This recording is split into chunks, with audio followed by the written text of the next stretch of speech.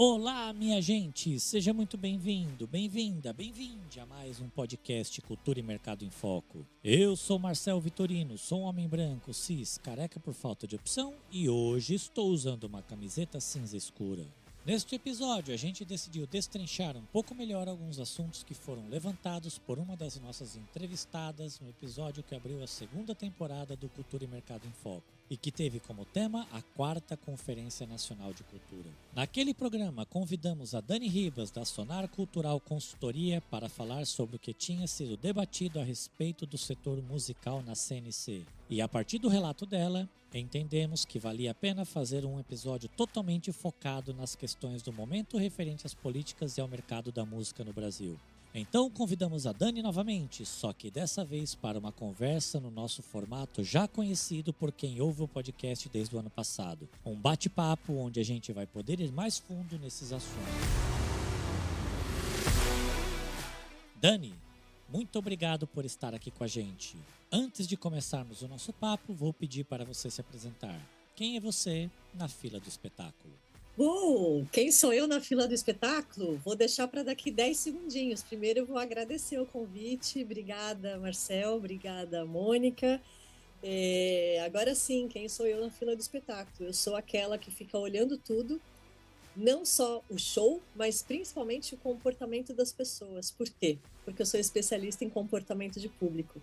Então, muitas vezes que eu tô no show, a pessoa inclusive fala assim: que louca é essa que tá de costas pro palco?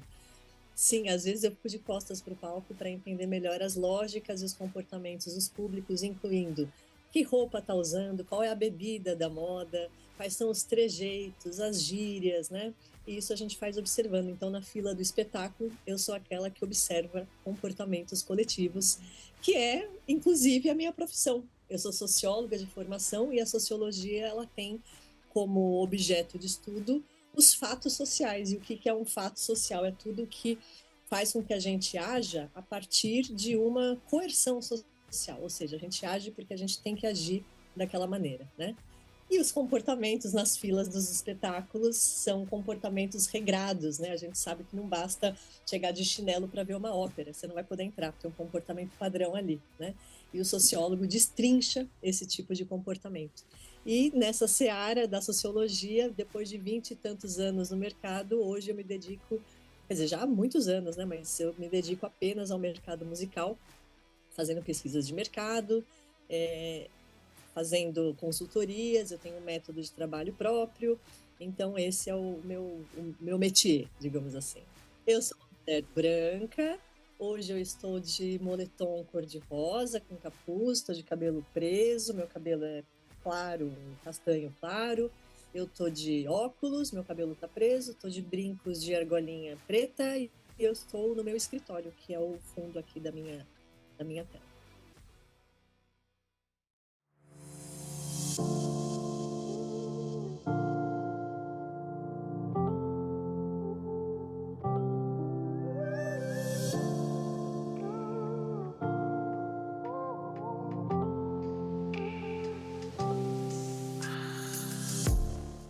Dani, o nosso primeiro episódio dessa segunda temporada teve um formato um pouco diferente e a sua participação foi um pouco mais curta. Naquele momento, nós trouxemos várias pessoas em entrevistas pré-gravadas para falar sobre o que viram na 4ª Conferência Nacional de Cultura. Também te convidamos para falar sobre a sua área de pesquisa e atuação, que é a música. E você trouxe pontos que estão muito latentes e que achamos que valia a pena aprofundar. O primeiro assunto que eu quero trazer é a questão da criação de uma Agência Nacional da Música e do Fundo Setorial da Música. Recuperamos aqui uma matéria do Cultura e Mercado de 2015 que fala sobre isso. Nessa matéria, o repórter Manuel de Souza Neto contava que a ideia da Agência Nacional de Música já tinha 10 anos. Ou seja, nesse momento, em 2024, esse debate já está acontecendo há quase 20 anos. Você pode explicar para a gente um pouco desse histórico, até o que foi debatido na 4ª Conferência Nacional de Cultura e por que a proposta nunca conseguiu sair do papel? Bom, nossa, muitas camadas aí nesse histórico, né? Eu, como sou professora na área de legislação de política cultural, não sei se eu consigo fazer um resumo muito resumido. Eu vou ter que estender um pouquinho para explicar as causas e consequências, né? Essa história que é uma história de longa duração. A gente aqui no Cultura e Mercado gosta muito de aulas, então fique à vontade para dar sua aula para gente. Bom, o Brasil entra tardiamente nas políticas culturais, né? Porque a Unesco recomenda, já no final dos anos 50, que os países incorporem a cultura dentro das suas agendas políticas, né? Porque antes disso, cultura era apenas preservação do patrimônio edificado, né? Então, depois do pós-guerra, a ONU recomenda que os países incluam a cultura nas suas agendas políticas. A França foi o primeiro país que respondeu a isso, e a gente só começa a ter, de fato, uma política cultural no século XX, assim, né? No final do século XX. Então, é, a gente já chega nesse debate um pouco em descompasso com o que está acontecendo no resto do mundo. O primeiro mecanismo de política cultural, que não é a política cultural, é um primeiro mecanismo, é do começo dos anos 90, é a Lei Rouanet, que é um mecanismo de fomento. E hoje, passados, né, sei lá, quase mais de 30 anos de Lei Rouanet na ativa, a gente percebe que as grandes linguagens que são fomentadas, né, é cinema e música, porque são linguagens que atraem mais público e por isso que as marcas, que são as patrocinadoras por meio desse recurso de incentivo fiscal da Lei Rouanet, preferem essas duas linguagens, né? No caso da música especificamente, a gente tem demandas específicas em relação à política cultural. Então, nos anos 90, a Lei Rouanet, que hoje a gente sabe que atende bastante os projetos da música, mas aí, fazendo uma recapitulação assim bem breve, eu podia em cada um desses momentos aprofundar um pouquinho mais, mas infelizmente não dá tempo de aprofundar tudo. Então a gente tem, em 2003, o novo governo do Lula, que coloca no Ministério Gilberto Gil, e aí então as políticas culturais elas começam a ganhar um tom mais sistêmico, ou seja, em vez de apenas um mecanismo de fomento, como a Lei Rouanet, que delega para a iniciativa privada a escolha dos projetos que são culturalmente relevantes para o país, a gente tem a elaboração do Sistema Nacional de Cultura, que é um sistema de gestão e não um mecanismo de fomento, então, nesse mecanismo de gestão Sistema Nacional de Cultura, estão previstos alguns mecanismos de fomento, e os mais conhecidos são, por exemplo, os editais, né? E as transferências do Fundo Nacional de Cultura para os fundos estaduais e municipais, que são mecanismos que não chegaram a acontecer plenamente, né? Muito bem, mas o Sistema Nacional de Cultura ele é um sistema de gestão, ele foi feito mais para que houvesse um sistema nacional integrado de políticas culturais no nível nacional, estadual e municipal, do que uma política especificamente para cada um dos setores, né? É, ele até prevê, num dos seus elementos do Sistema Nacional de Cultura, os principais são conselhos, planos e fundos, né? É o que a gente chama de CPF da cultura, que são elementos do Sistema Nacional de Cultura. Mas existem outros elementos e alguns desses elementos são, por exemplo, o colegiado setorial, né? O Conselho Nacional de Política Cultural, onde você tem diversas cadeiras representando as diversas linguagens. Eu mesma já fui conselheira da música, eleita por São Paulo, nesse Conselho Nacional de Política Cultural. Antes do Sistema Nacional de Cultura e do Conselho Nacional de Política Cultural, existiam as câmaras setoriais, que eram abrigadas pela Funarte, né? Essas câmaras setoriais, quando chega ao Sistema Nacional de Cultura, elas se transformam, então, nos setoriais agrupados sob o Conselho Nacional de Política Cultural. Muito bem, mas o Sistema Nacional de Cultura ele não visa atender a uma linguagem específica, como a música, por exemplo, né? Ele visa atender a todas as linguagens e, basicamente, fazer a cultura e os sistemas de gestão chegarem lá na ponta, no município. E o setor musical, ele se organiza e as demandas do setor musical, embora o Sistema Nacional de Cultura ele atenda a demandas diversas e seja um sistema de gestão nacional, ele não foi feito especificamente para música, né? E a música, a gente, né, quem está vivendo no planeta Terra tem visto o que tem acontecido com a música, né? Antes a gente comprava um vinil, depois a gente comprava o disco, né, o CD, perdão, tinha fita cassete, mas vamos falar dos formatos redondos, digamos assim, né?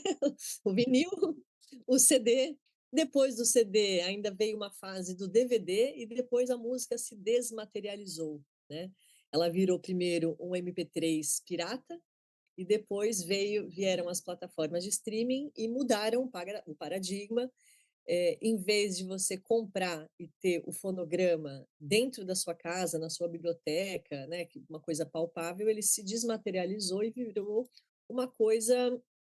Claro, existe um arquivo, né, digital, que a gente pode fazer a analogia aí com os formatos físicos, mas o fato é que a gente não compra mais música para tê-la, a gente compra música para acessá-la, a gente quase que aluga a música nas plataformas digitais. E essas mudanças todas, aliada à questão da música ao vivo, né? A música, além da música digital, mesmo que as plataformas digitais elas tenham chegado, elas, eu estou dando um sobrevoo aqui, né? Então vou colocar uns marcos. O streaming é uma tecnologia que data de 2008, que chega ao Brasil em 2013, né? A Deezer é a primeira, Spotify é logo em seguida, e na sequência chegam todas as outras.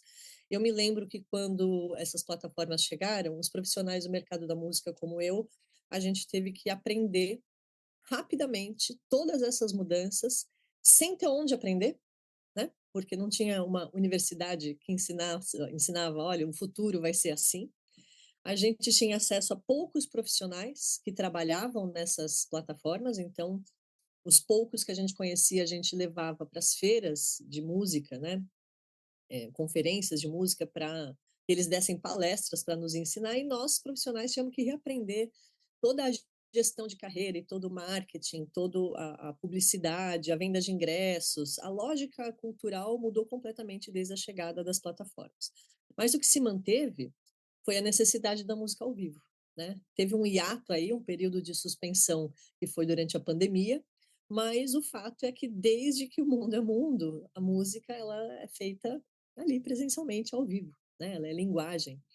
Então, você tem um sistema digital, por um lado, e um sistema de shows e da música ao vivo, que a gente chama do outro lado. Claro que essas coisas elas se interconectam, e tem lógicas, né, de articulação complexas e que vão mudando de acordo com o tempo, mas nesses 20 últimos anos em que a gente vem lutando por políticas para o setor, é, as demandas elas não param de mudar, porque o mundo da música está em constante transformação, né?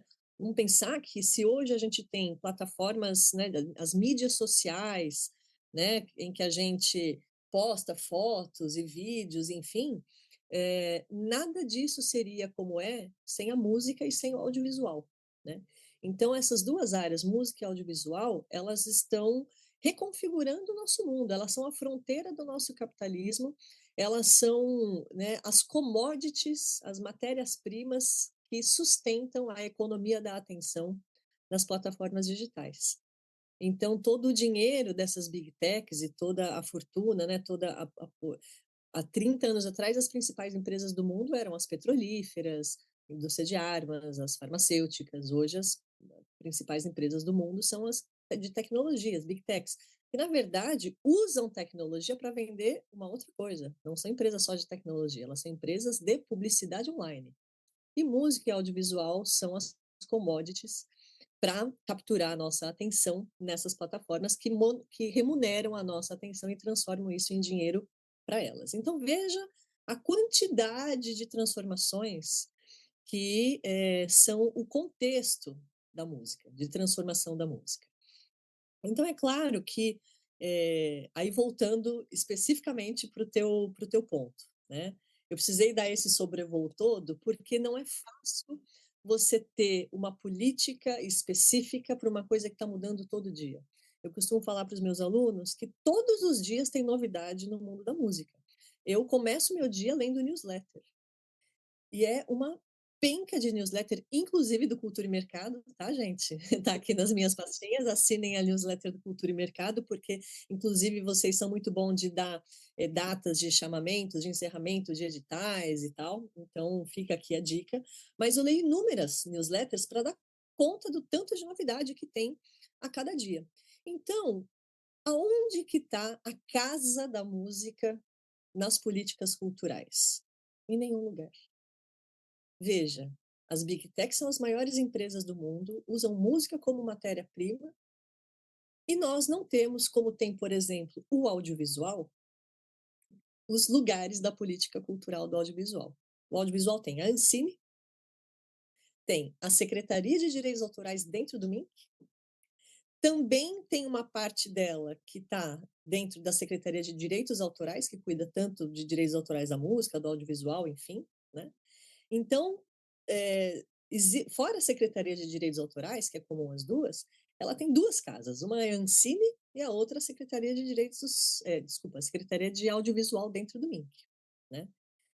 A gente sabe o salto que deu o cinema nacional, principalmente depois da lei do audiovisual e da regulamentação da Ancine, e todos os dados que a Ancine gera desse setor, que é uma indústria, né?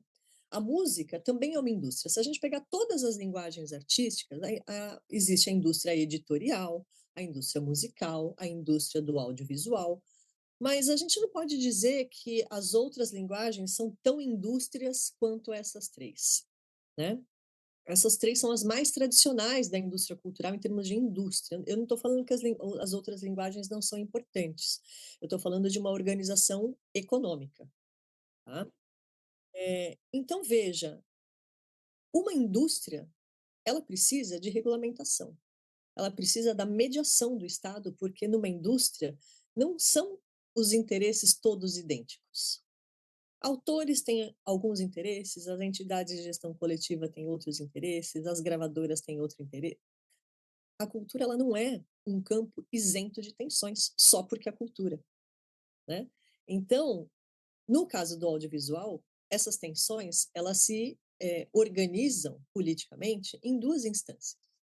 A música não tem nenhuma instância. A única instância que existe hoje é dentro da Funarte, a diretoria de música, né, cumprida muito bem pela Eulícia, que é uma funcionária de carreira da Funarte, que está há 20 e tantos anos na Funarte, e que conhece profundamente o setor, é muito bem é, intencionada, conhece muito, faz tudo pelo setor, mas o problema não é da gestora, o problema é da institucionalidade.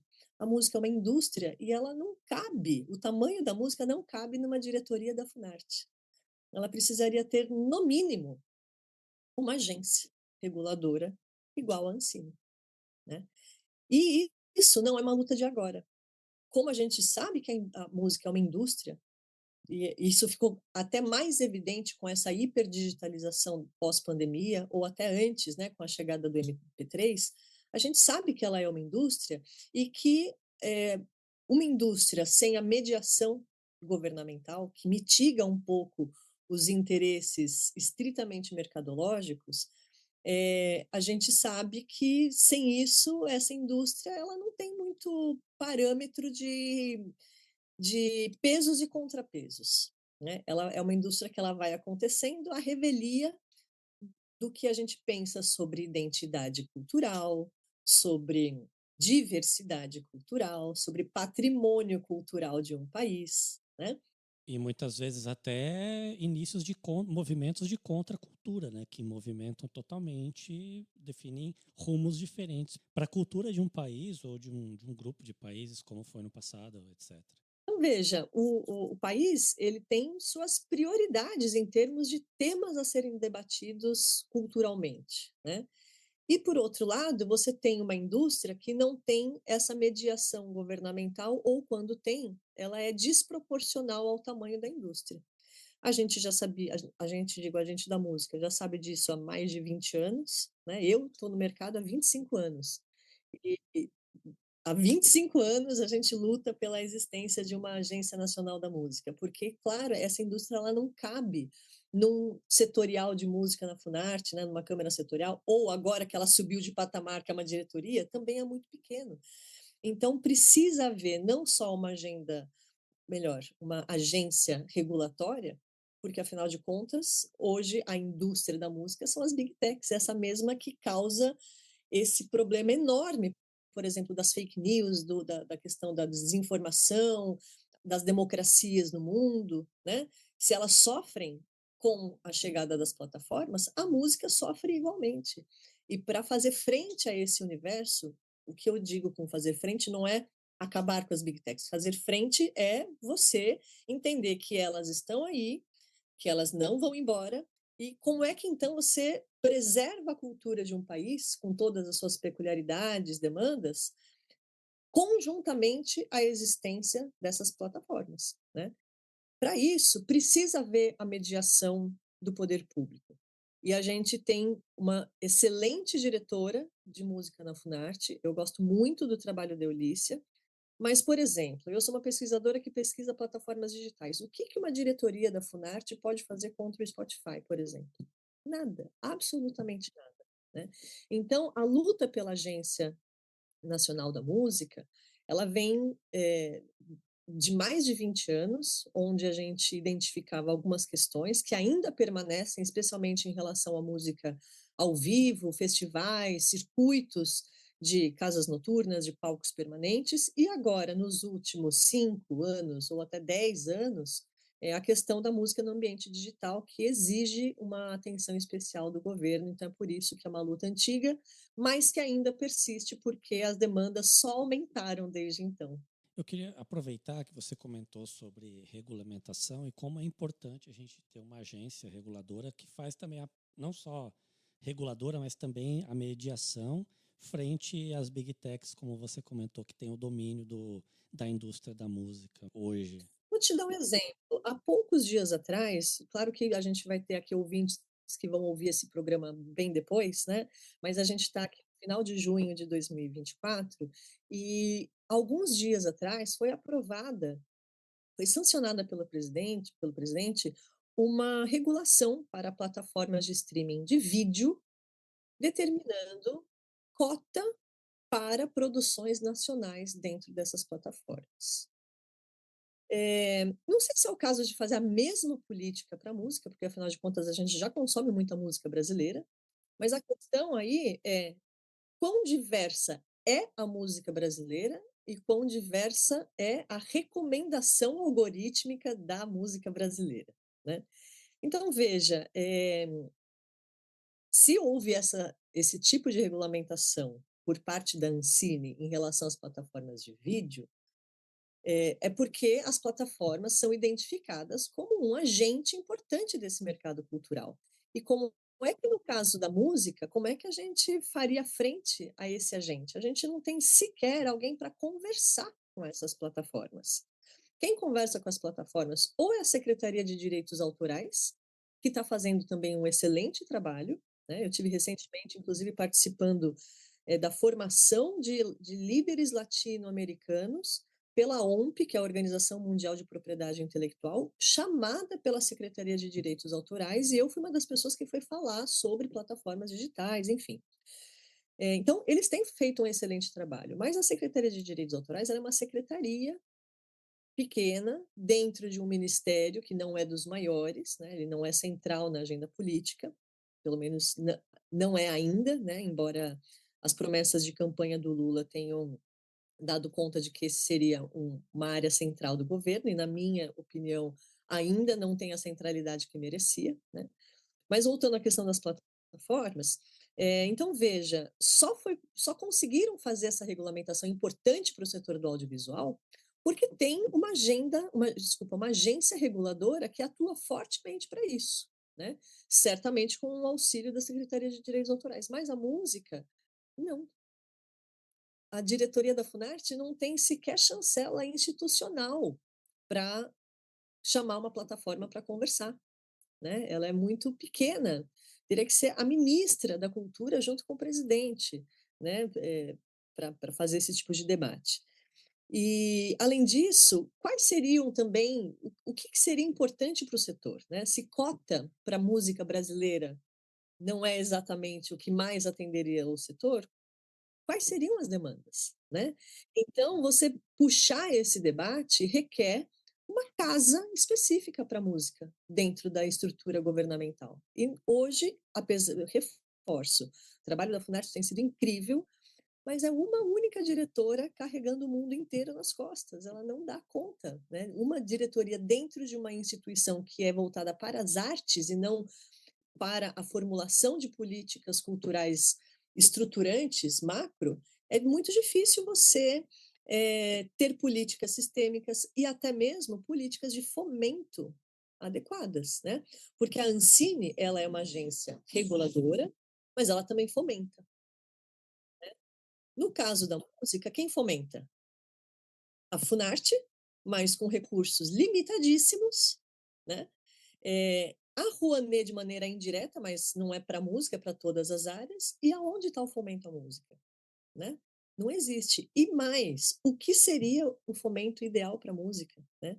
Se a gente pensar que edital é um instrumento super limitado, porque se inscreve um monte de gente, dá aquela aparência de democracia, né?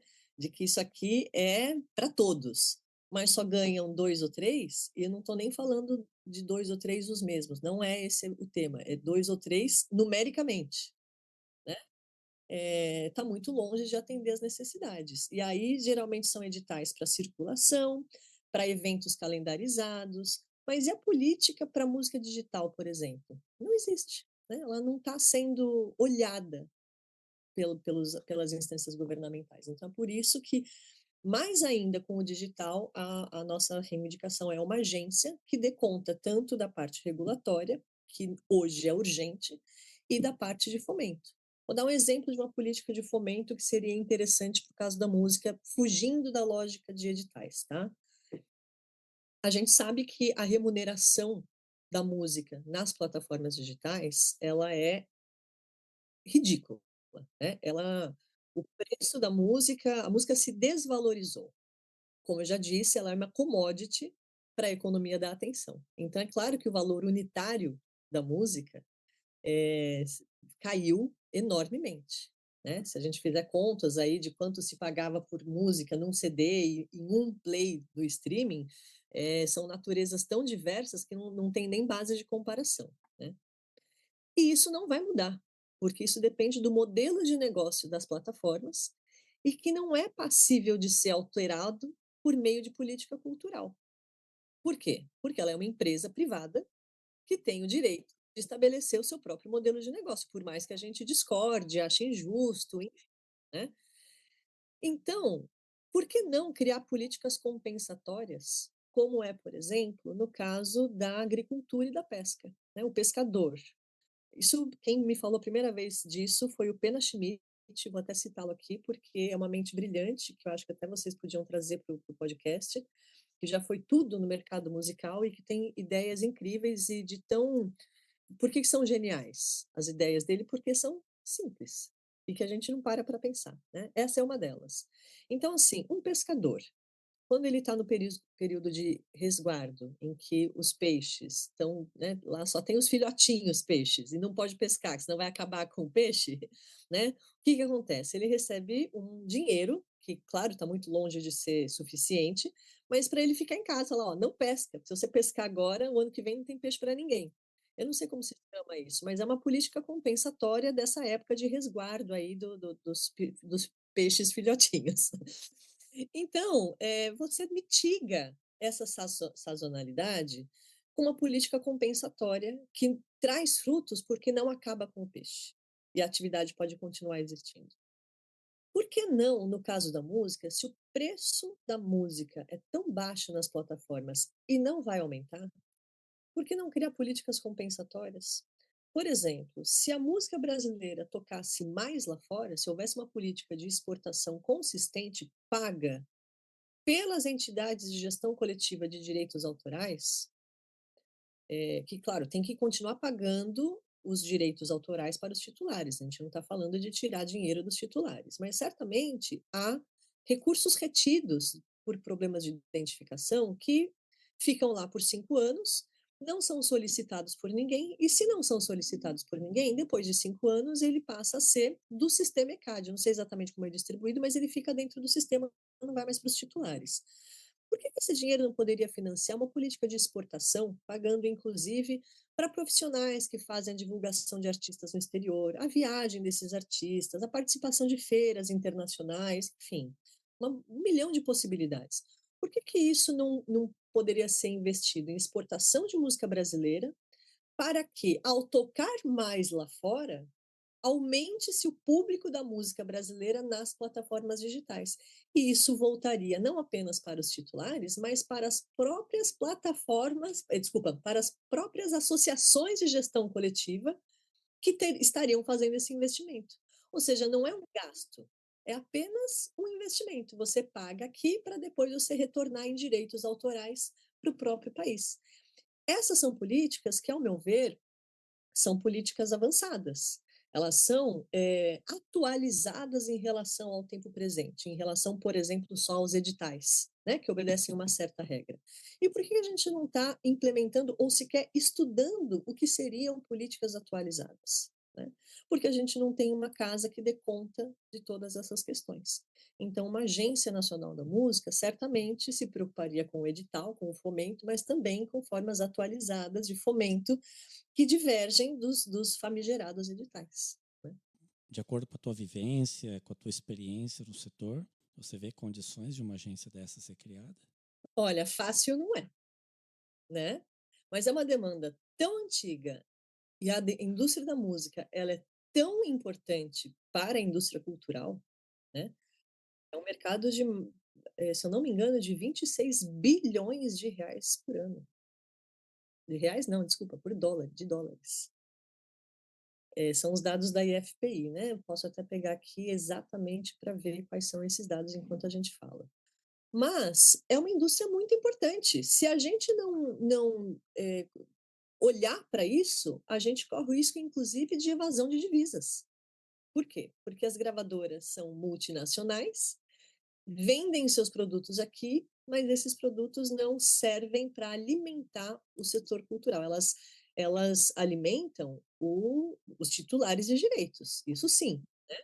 Mas a indústria cultural do país, ela não se abastece disso. Não está pagando imposto dentro do país, o imposto está indo para fora, Eu e aí acho que até você. paga algum imposto, mas, né, por que não você cuidar disso como algo do país, né? Então, eu acho que é absolutamente importante cuidar disso como uma indústria que poderia trazer receitas para o país, né? Até aqueles que detestam cultura, né? E que a gente infelizmente teve uma experiência de país recente, né? Em que cultura era abominada, os profissionais dessa área, como eu, eram absolutamente criminalizados. Até para essas pessoas, a lógica deveria ser essa: se eu não gosto de cultura, essa área deve depender do Estado o mínimo possível. E para depender o mínimo possível do Estado, você precisa ter uma agência reguladora, para que a própria indústria custeie os objetivos da política cultural desse país, que não devem sair, portanto, dos cofres públicos, mas sim, né, da própria indústria, né? Por exemplo, a Ancine conseguiu fazer com que as teles, né, as empresas de telefonia celular, paguem o imposto que é o Condecine, que vai para o Fundo Setorial do Audiovisual, que é o que financia a produção nacional de filmes. E a partir de então, o cinema nacional cresceu enormemente. Por que não existe um fundo setorial da música pago pelas indústrias que exploram o nosso mercado nacional? E se é audiovisual, por que a Condecine só vai para o visual e não para o áudio? Uhum, uhum, Né? uhum. Então está faltando uma casa da música, né, no poder público. E isso que eu estou aqui mais abordando as questões de música em ambiente digital, e tem uma série de outras questões de música no território. que também demandariam regulações, fomentos e olhares específicos, né? Agora vamos falar da Rede Música Brasil e para trazer um pouco do histórico dessa iniciativa, a gente conversou com Ivan Ferraro. Vamos ouvir. Eu sou Ivan Ferraro, sou um multiartista, trabalho com música, artes visuais, performance, produção cultural. Sou um homem de pele parda, cabelo grisalho, uso óculos.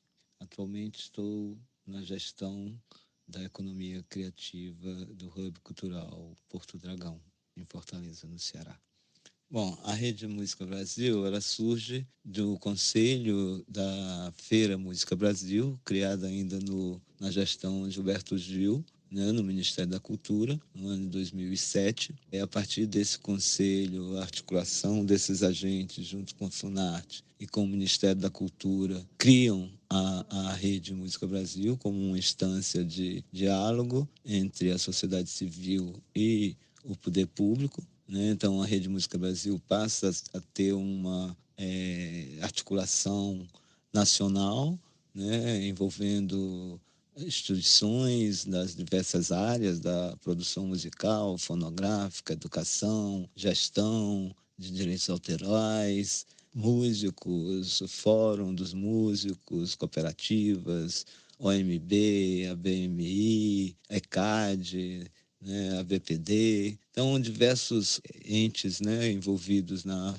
cadeia produtiva da música. E a partir dessa articulação, a rede começa a se encontrar com o apoio da Funarte e o Ministério da Cultura, e a partir dessas discussões, a rede desenvolve também, junto com o Ministério da Cultura, a ideia de pensar-se num órgão, numa agência, numa instituição que viesse a gerenciar, a controlar e a promover a música brasileira. Isso foi até 2013, mais ou menos, com o golpe. Claro que a partir daí, então, houve uma desarticulação. E agora, em janeiro, a Funarte retomada, né, com a retomada da Funarte do Ministério da Cultura. Em fevereiro, no Porto Musical, a Funarte chama a retomada também da Rede Música Brasil para essa articulação.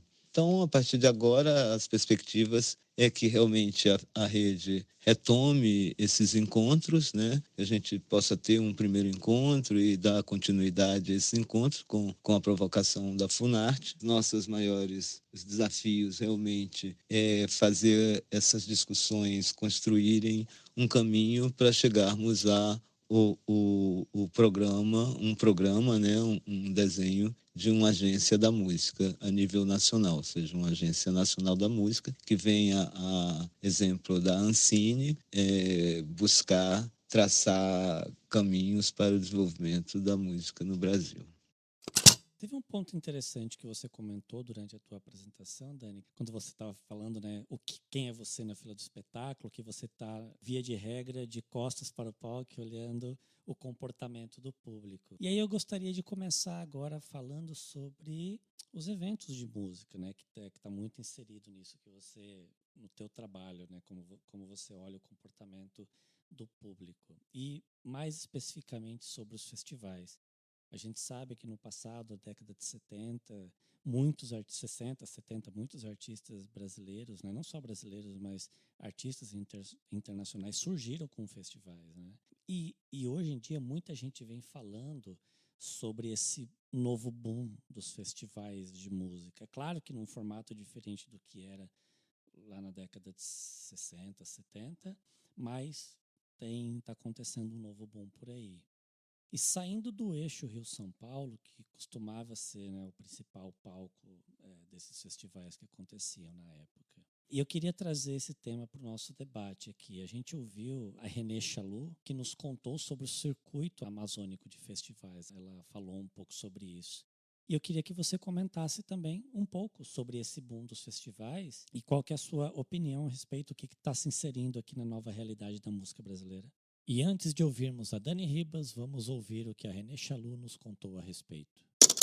Meu nome é Renée Chaloux, eu sou de Belém do Pará, Sou uma mulher cis, branca, tenho mais ou menos 1,62 m de altura, tenho cabelo castanho, claro, curto, mais ou menos na altura do pescoço, uso franja, tenho olhos castanhos claros. Nesse momento, eu estou vestindo um vestido preto. Sou sócia fundadora da Cirrasgum Produções, que é responsável pela realização do Festival Cirrasgum, que em 2024 vai para a sua 19ª edição, e pelo Festival Sonido Música Instrumental e Experimental, que está indo para a sua 7ª edição em Belém do Pará. Sobre o Circuito Amazônico de Festivais, a gente lançou esse projeto em parceria com o Fora do Eixo ano passado, durante a programação dos 18 anos do festival, e a proposta da criação do circuito foi para que a gente conseguisse se integrar enquanto região amazônica e fazer com que festivais que ficaram desativados e que foram super importantes para as suas cenas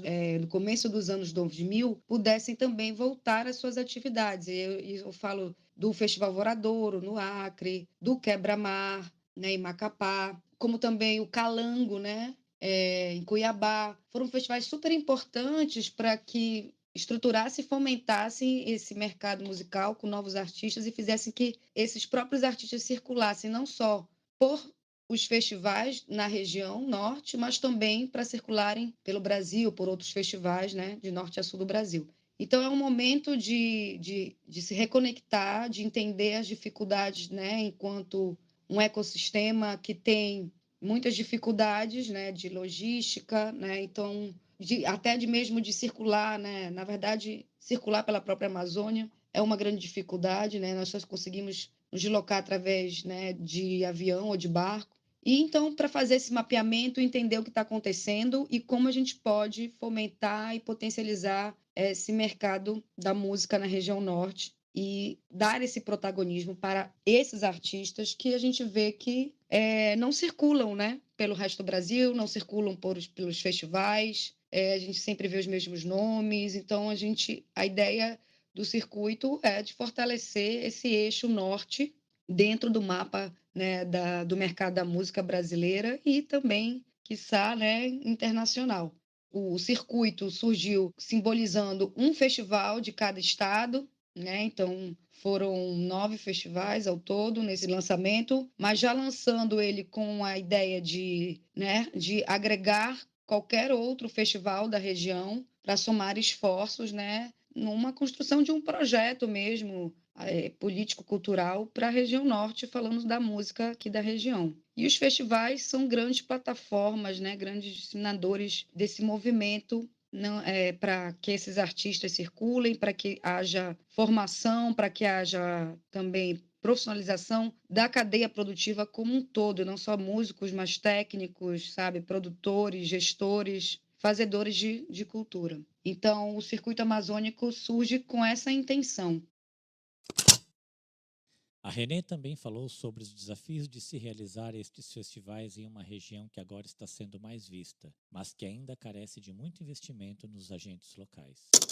Mas o grande desafio que nós encontramos aqui em relação à produção, primeiro é que é o nosso custo, né? O nosso custo amazônico, que nós falamos, né, que é realmente muito alto em relação a outros festivais. Você conseguir produzir um festival na região norte por conta de deslocamento, as passagens aéreas sempre são muito caras. A nossa logística também acaba sendo mais cara, porque o tempo de deslocamento para que esses artistas né, principalmente do sul e sudeste cheguem, enfim, é muito mais longo, né? Nós não temos uma malha aérea favorável. Isso tudo influencia também na própria contratação de artistas, né? Enfim, a logística também, que a gente não encontra a mesma logística e estrutura do sul e sudeste, até para atender, às vezes, backline de artistas. E, sobretudo, investimento. Sobretudo, investimento. Poucas políticas públicas voltadas para a cultura na Amazônia, eu falo em todos os estados. A gente consegue, por exemplo, realizar o Cirrasgo em Belém muito em função de que nós temos um único mecanismo para captação, que é a Lei Semear, que é desconto de ICMS, mas mesmo assim é uma grande dificuldade, porque, enfim, nós estamos trabalhando com leis de mecenato, né? Não não temos projetos de editais de fundo, não tem fundo de cultura, né? Então, ainda é mais complexo. E são projetos que são de fomento, não são projetos de massa, de entretenimento. A gente trabalha com formação, né, de público e de novos artistas, né, o nosso foco principal. Então, a gente tem problemas de investimento dessas empresas que aportam recursos, não estão aqui localizadas no norte, elas não entendem a realidade e os potenciais também de marca e dos projetos. Então, é bem complexo, sabe? Quando a gente fala de investimentos e de centralização de recursos para o norte. Esse boom gigantesco também de grandes festivais que tem surgido no Brasil todo é uma dificuldade não só do norte, mas uma dificuldade também de outros festivais que têm o mesmo propósito e caráter do Cirrad, que são festivais independentes e que trabalham com novos artistas e formação de público. Então, hoje é uma dificuldade geral, mas a gente vive hoje um boom de projetos disputando espaços e marcas, né?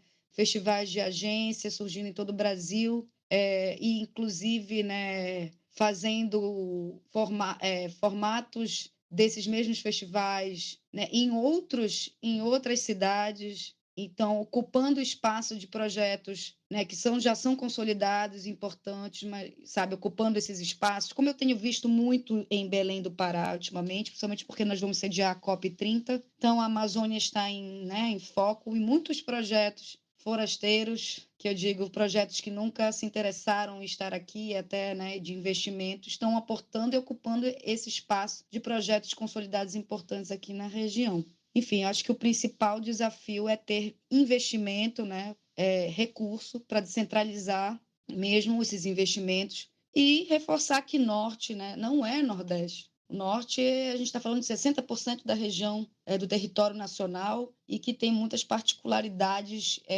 diferentes do resto do Brasil todo.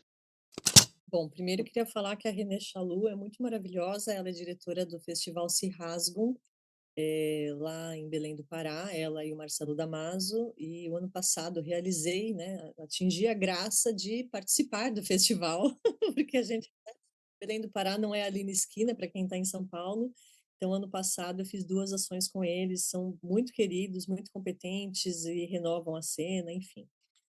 Acho que foi até uma sugestão minha falar com a Renê, né, porque ela é lá da Amazônia. Vamos dar um passinho atrás e falar por que que música ao vivo é indispensável, não só para o setor da música, como para as pessoas. Como boa socióloga, né, não posso deixar de mencionar o papel coletivo da música. A música, assim como outras artes, e os espaços de fruição das artes, eles são os espaços onde a gente elabora os nossos sentidos comuns, os nossos sentidos coletivos, né? Então, determinadas expressões, determinados gestos, determinadas maneiras de ver o mundo, elas não surgem espontaneamente da cabeça das pessoas e um vai copiando o outro. Não é assim que acontece. A gente precisa de vivências coletivas e espaços de vivências coletivas para entender o que que faz sentido, o que que não faz, o que que faz sentido para mim e para o outro também, o que que nos une, o que que nos afasta, o que que é bom e por que é bom, e o que que é ruim e por que é ruim. Esses significados, eles vão se refazendo o tempo todo. Vamos lembrar que a Elis Regina, por exemplo, lá nos anos 60, fez uma passeata contra a guitarra elétrica. E ela mesma usou guitarra elétrica nas músicas dela quando ela foi gravar Belchior, por exemplo, né. Então, naquele momento, guitarra elétrica tinha o símbolo de ser americano, né, de ser algo que feria a nossa identidade nacional, que era símbolo da colonização cultural.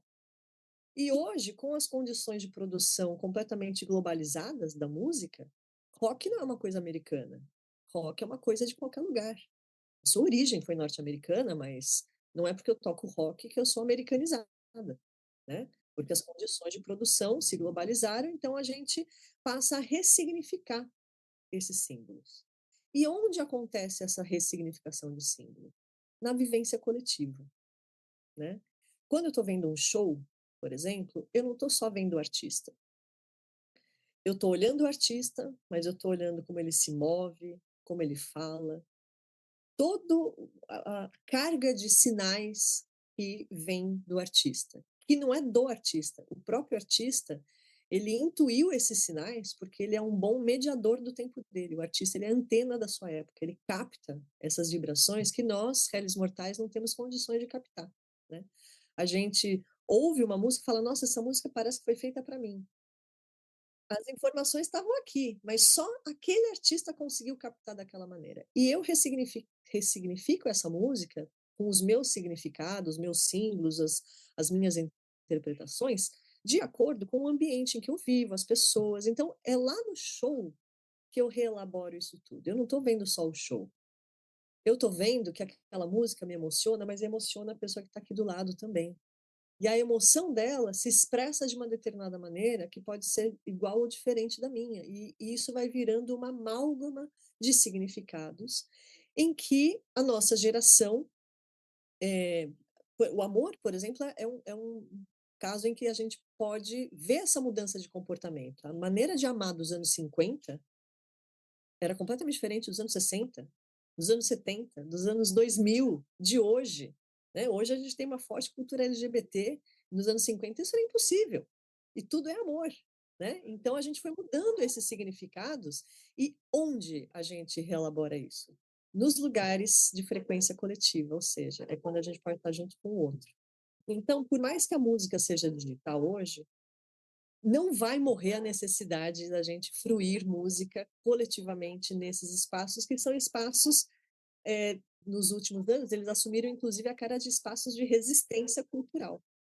E aí ficou mais claro que são nesses espaços que a gente elabora os nossos símbolos, né? Porque quando a gente está lá coletivamente, a gente tem coragem de sim surgir contra aquilo que a gente acha que não está legal, né?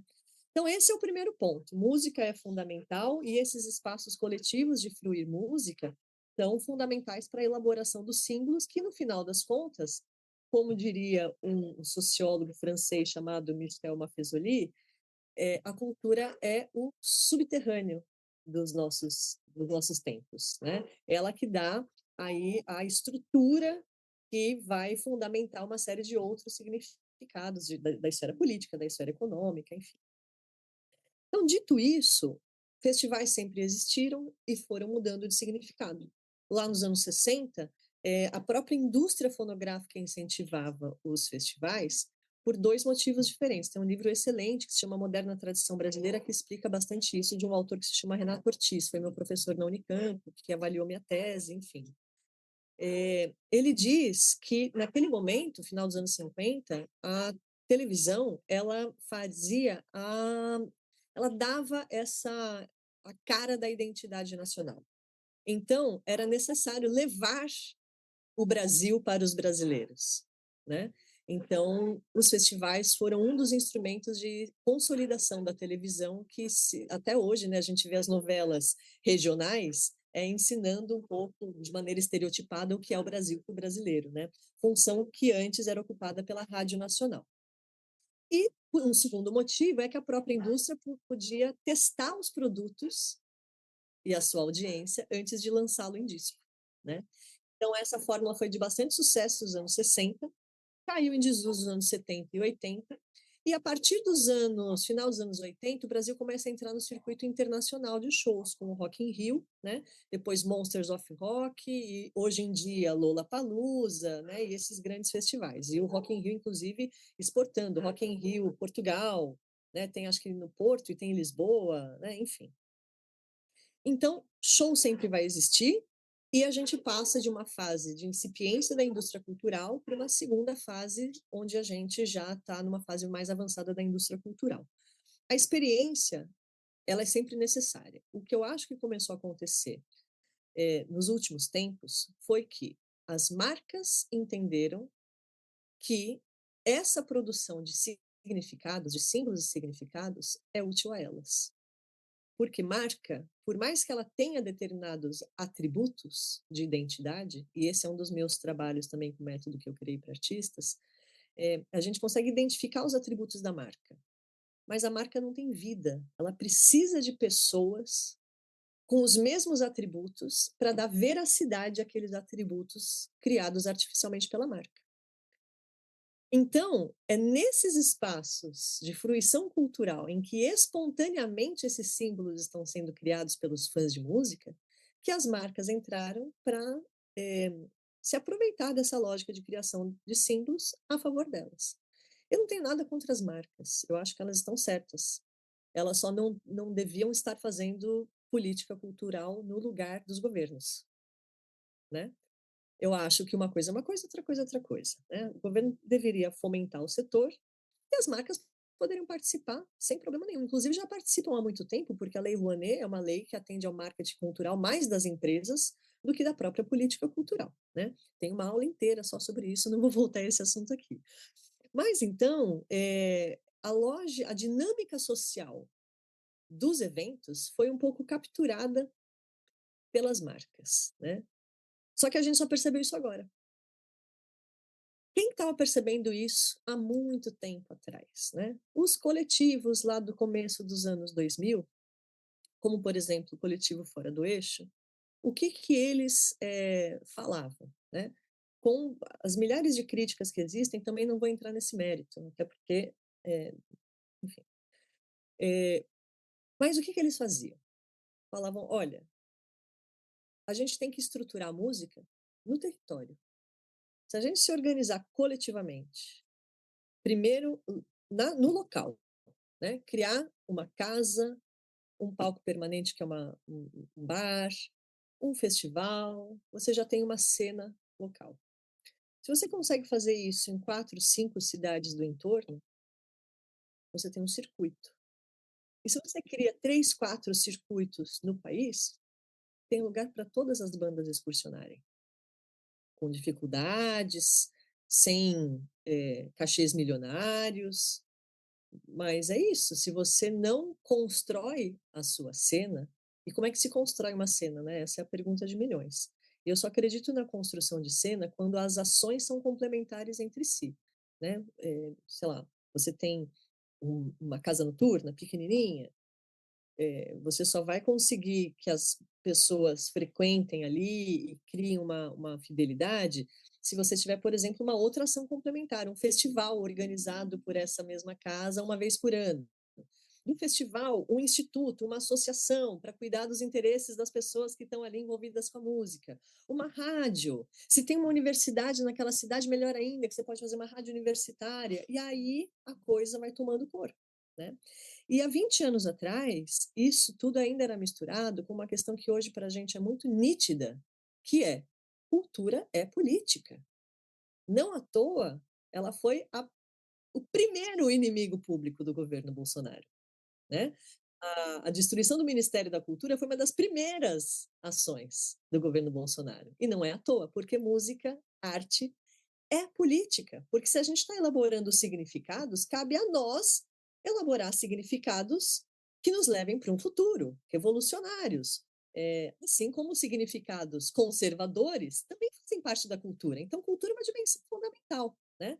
E os coletivos fora do eixo sempre trabalharam nessa perspectiva de que música é política, né?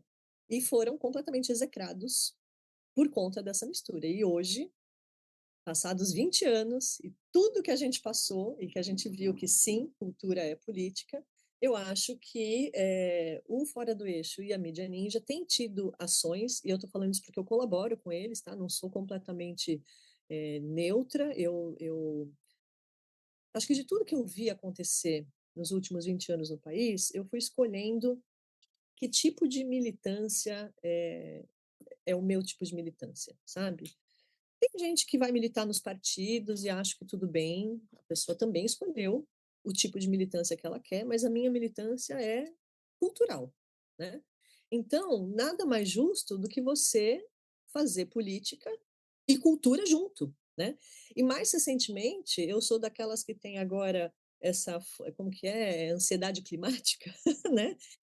E eles ainda estão trabalhando nesse eixo, né? Cultura, comunicação e clima. E é aí que nasce, por exemplo, o Circuito Amazônico de Festivais, né? Que mistura essas três coisas. Vamos comunicar para o mundo o valor da cultura brasileira e esse grande ativo que a gente tem, que é a floresta amazônica, que é a coisa mais importante que o mundo tem hoje e que deveria estar pensando, né? Então, para voltar e para dar um fechamento aí à pergunta sobre festivais, festivais são um elemento fundamental para a vida em sociedade e também para a cadeia produtiva da música, sejam pequenos festivais, sejam grandes festivais, né? Foi mudando de modelo, hoje a gente tem, né, teve um momento, acho que há 10, 15 anos atrás, em que a gente tinha muitos festivais com lógicas que a gente chama, né, assim, de desenvolvimento da cena local, porque o curador desse festival, ele faz apostas, né, em trazer coisas que são absolutamente novidades e que ninguém conhece. Ele está arriscando, é ele que está apostando naquilo, né? E isso foi viável financeiramente, mas hoje está muito refém de uma lógica de mercado conduzida pelas marcas e pelas agências, que capturaram essa lógica de criação de sentido e estão levando apenas para as marcas, né? E não estão, isso não está ajudando a construir a cena, que é a responsável pela criação da diversidade musical, né? Sem festivais independentes, sem casas noturnas, sem palcos permanentes independentes, de onde vêm os artistas? Não vêm. Eu queria pegar esse ponto, desculpa te interromper, Dani, mas eu queria pegar esse gancho, porque você comentou sobre as marcas e isso é algo que para mim é bastante interessante do que está acontecendo hoje. Claro, você citou várias iniciativas de festivais que acontecem localmente, que acabam se tornando circuito quando você expande isso para uma região maior, etc. Tal. Mas cada vez mais esses grandes shows ou esses grandes festivais que são apropriados pelas marcas estão ficando disponíveis para poucos, né, que podem pagar. E como fazer, na tua opinião, como fazer para que isso mude? Para que a gente, claro, é muito importante a gente fomentar a cena local, claro, é assim que surgem os artistas, mas como também dar acesso a essas grandes produções, essas grandes bandas internacionais, ou mesmo os artistas nacionais, para o público em geral, para quem não pode pagar. Como fazer isso acontecer? Olha, queria só alertar que eu não sou ministra, né? E não tenho respostas. Não é porque eu Excelente sou resposta. estudiosa que eu sei de tudo. Aham. Não sei de tudo, e Tá. claro que é um mundo bastante complexo, né? Não tem resposta simples Uhum, à questão complexa, uhum, né? Mas o que eu acho que se perdeu um pouco é o que é de um e o que é do outro. Claro que uma grande banda, sei lá, o show da Taylor Swift, não vai se viabilizar numa casa independente, num festival independente. sim. Mas tudo bem, aí é um cenário para as marcas, elas querem visibilidade, a Taylor Swift traz visibilidade às marcas que apoiam a Taylor Swift, né? As marcas também devem apoiar os pequenos, não só os grandes, Sim. né? Mas que isso, de alguma maneira, sirva para desenvolver a cena, desenvolver a cadeia produtiva independente, e não apenas levar essa produção de símbolos riquíssima para o universo das marcas. Eu acho, na minha opinião, que não tem agente que não deveria existir. Não é que eu sou contra marcas, nada disso. Ao Uhum, contrário, eu sou totalmente a favor que elas coloquem o máximo de dinheiro possível na música, sim. né? Mas o que não pode haver é justamente a falta de mediação governamental, que é um ente neutro, e que deve olhar para o seguinte: quais são as distorções que esses investimentos estão causando do ponto de vista da diversidade musical, da identidade cultural, dos pequenos produtores, né? Se você faz um show de um artista médio numa casa noturna custando R$ 200 e depois uma marca vai levar esse artista gratuitamente, quem é que vai entrar na casa noturna pagando R$ 200? E aí Uhum, a casa noturna fecha. E aí não existe mais espaço para o pequeno artista surgir. Então o mercado vai se comer pelo próprio rabo, sim. né? Então, ao meu ver, não é fácil, tá? Não é nada fácil você criar políticas de mitigação desse tipo de distorção que os investimentos de marcas criam, mas é possível como? Se você fomenta o independente nas suas necessidades, seja com políticas de fomento, seja com políticas regulatórias, seja com isenção de imposto para aluguel, Né? Por que que a igreja tem isenção de imposto para aluguel de espaços, impostos municipais, e as casas noturnas não?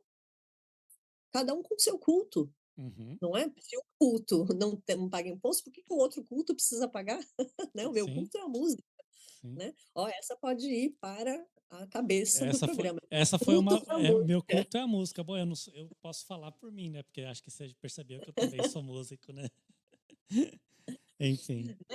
Então, mas não existem soluções fáceis, mas se você fomenta o pequeno, dá para entender que o grande vai procurar o grande e o Estado, que é o ente neutro, vai procurar corrigir as distorções fomentando o pequeno, E né? faça e fazer e também ajude esse pequeno se tornar grande para que a Claro. indústria ela se retroalimente, para que novos pequenos se tornem E que esses interessados. pequenos possam exportar o seu talento, possam frequentar feiras de música no exterior, né? Que possa gerar público para as plataformas de streaming, para que esse dinheiro volte em forma de direitos autorais para o mercado nacional. Está tudo interligado, né? Sim. Mas precisa de uma visão sistêmica. E é por isso que a gente precisa de uma agência, para que essa visão sistêmica seja eh, que ela caiba, que ela seja, né, uma diretoria pequena não tem condições de dar vazão a todas essas políticas. Ela não tem áreas suficientes. Já uma agência supõe-se que terá diversas diretorias, né? E, portanto, cada setor poderia ficar com uma parte específica das demandas que são demandas históricas do setor. Então, só para voltar aqui, não se trata de ser contra a marca. Eu acho que cada um no seu lugar e o Estado mediando essas relações. E, por fim, eu queria colocar um outro ponto, que é o seguinte: eh, o setor do audiovisual é muito bem organizado. Conseguiu fazer criar uma agência, conseguiu a Secretaria de Audiovisual, consegue políticas pontuais. O BNDES, por exemplo, agora, que tem à frente o Mercadante, mas que o Juca Ferreira está lá também como eu não sei exatamente o cargo dele, mas ele está na área de fomento ali do BNDES, estão olhando muito mais para o audiovisual do que para a música. E por quê? Por causa do lobby do audiovisual. A Uhum. galera está lá. Então, assim, Lula foi eleito agora novamente, eles se reuniram lá em Minas, não sei exatamente em qual festival, para tratar das demandas do setor. E a galera da música, além de muito setorizada, as pessoas não se misturam, os grupos não se misturam muito, tinha a turma do não, música não é política, música é uma coisa, política é outra, né? Enquanto a gente não entender que se a organização não partir do próprio setor, né, fazendo circuitos territoriais, né, construindo coletivamente, não individualmente, porque construir individualmente é quase impossível, né? É hercúleo demais, mas coletivamente é possível. Então, enquanto a galera da música não entender que a música é coletiva e é política, a gente não vai ter força nenhuma, né, dentro das instâncias de poder para fazer o lobby que o setor do audiovisual faz, né? E vamos esquecer também, não vamos esquecer que tem uma particularidade que enquanto no audiovisual a Globo Filmes, né, estava interessada na regulação e na agência fomentadora, no caso da música, as gravadoras, que são os grandes players, né, e as plataformas, elas não querem regulação. Então, além da gente não ter força coletiva, a gente tem um lobby contrário, né? Uhum. E isso exige ainda mais a nossa articulação, o nosso poder né, de movimentação, de articulação, de militância, né? Claro que cada um vai fazer a militância que é possível fazer, né? Eu estou até o último fio de cabelo embrenhada na questão das plataformas digitais. Eu tomei isso para mim, embora eu não seja artista, eu não tenha um trabalho nas plataformas digitais e não ganhe um centavo para falar disso, né? Eu sou bastante crítica e pesquiso e compartilho informação e eu já formei assim centenas e centenas de alunos que só sabem sobre esse universo porque assistiram às minhas aulas. Então Uhum. essa tem sido a minha militância, eu tenho esclarecido, né, assim, gerações aí de músicos sobre os seus próprios direitos, direitos autorais, como funciona nas plataformas, até a execução pública, enfim. Então, cada um vai fazendo a militância que é possível fazer, mas não é possível ficar neutro, ser ausente. Não é possível. Porque enquanto a gente for assim, atomizado, individualista e não construir coletivamente, e não estou falando que a militância tem que ser partidária, tem que ser coletivista, não, a forma é a pessoa que vai escolher. Mas o fato é que a música é política, nós somos seres políticos e nós precisamos agir coletivamente para fazer com que a música tenha uma casa no governo, na política cultural, porque essa indústria precisa, ela é a fronteira do capitalismo e a gente está deixando as oportunidades passarem porque a gente não tem quem olhe para ela. E para quem acha que música não é política, eu sugiro pesquisarem a respeito do Eurovision e da importância do Eurovision nas relações políticas dos países europeus e dos países convidados e como esse festival define relações internacionais a partir da música. Então é importante pesquisar a respeito do Eurovision, que é extremamente importante, que está há décadas aí no ar.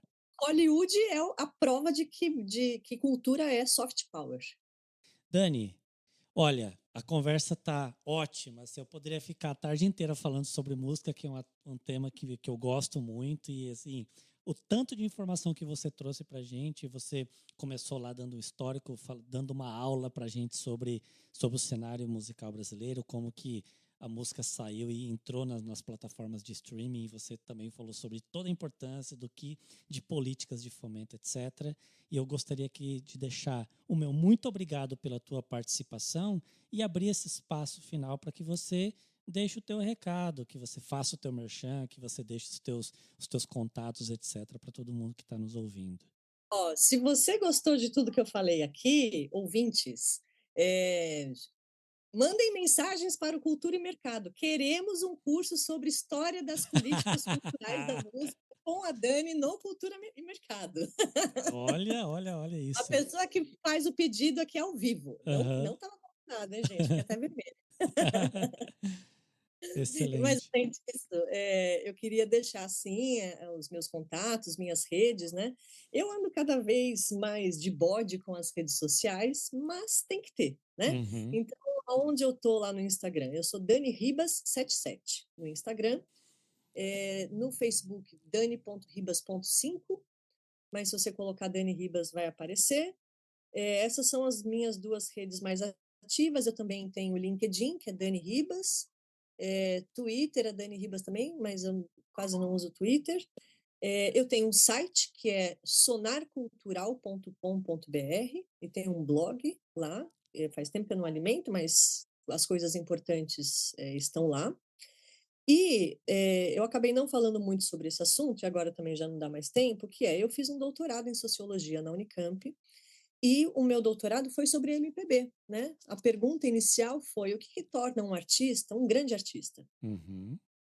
Não tem fórmula, porque se tivesse fórmula, eu já estava rica, né? Uhum. Não precisava dar aula, embora eu quisesse, né? Eu amo dar aula, eu acho que eu daria aula mesmo sendo multimilionária, eu só não precisaria dar aula para viver, né? Mas continuaria dando aula. Mas o fato é que é possível, sim, a gente entender algumas variáveis principais que tornam um artista um grande artista, né? E eu reuni essas variáveis para analisar a carreira de artistas no método que eu chamei de ID Music, que é um método em que a gente investiga identidade artística, a identidade do público, por isso que eu falei que eu observo muito o público e eu aconselho que todo mundo faça isso. A gente faz análise de nicho e depois a gente reposiciona todo o projeto com base nesses aprendizados. Eu presto consultorias para artistas com esse método desde que eu terminei o doutorado, né, em 2011, mas na pandemia eu criei um produto digital com o método que independe da consultoria, que portanto é muito mais barato. Ele se chama ID Music e ele está disponível para compra na página idmusique.com.br. ID Music se escreve a letra I, a letra D, musique com Q-U-E no final, sem gênero, né? idmusique.com.br. Está disponível lá para compra ou para consultoria, é só falar comigo por meio das redes sociais, né? Me chama lá no Instagram, DaniRiba77, que a gente conversa. É isso. Muito bem, Dani. E todos os links que a Dani passou aqui vão estar na descrição desse episódio para facilitar que todos possam acessar. Dani, mais uma vez, muito obrigado pelo nosso papo, pelo seu tempo e pela excelente discussão e excelente aula que você deu para todos nós aqui. Tchau, tchau. Agradeço vocês, sou uma grande fã, e é isso, pessoal. Sigam o podcast, que eu mesma uso o podcast como informação para as minhas aulas. É isso aí, um grande beijo.